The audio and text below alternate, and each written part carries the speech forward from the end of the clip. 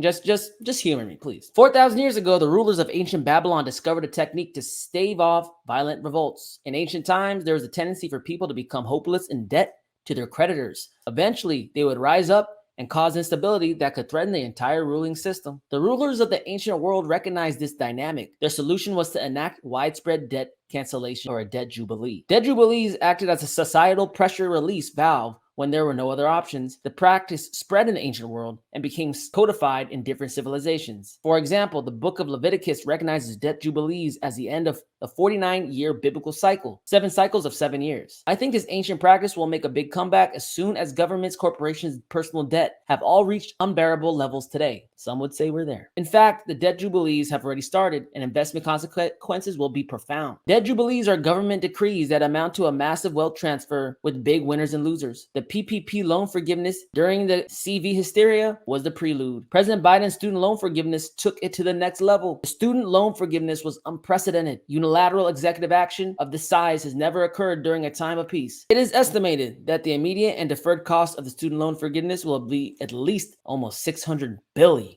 pouring roughly $500 billion of gasoline on the inflationary fire. As Biden demonstrated, all it takes is a president's stroke of a pen to wipe out hundreds of billions in debt.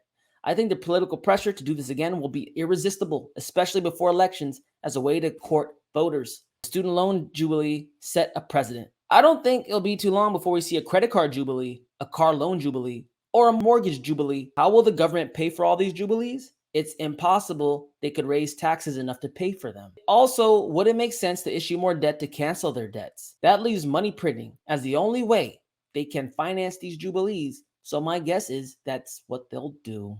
Now, guys, why do I bring this up? The allure of canceling debt through inflation is very attractive for the Biden administration to win voters, to get another 4 years. While it started off as kind of a biblical inference, it has wider implications, reaching into just the issuance of debt, the continued increase of inflation. This increase in inflation basically prints as much money as we need. That's the benefit of having a world reserve currency. The downside is it erodes the currency's status and value. If you had a credit card and you were able to print money, why would you work for it? Why would you suffer? Why would you go through austerity? Why wouldn't you just print it? Print your way out of all the bad, reckless decisions you made so there's no accountability. That sounds exactly like what the United States government would do. Now, why does this affect crypto? Because Bitcoin, when it was released after the 2008 financial crisis, acted as the ultimate deflationary sponge for the ultimate inflation. This was my thesis 10 years ago. It's still my thesis today. So they know no matter how much liquidity they throw out there, it can be soaked up by the new financial system, the decentralized financial system. The old financial system is dying. And this, my friends, is how crypto will come into its own.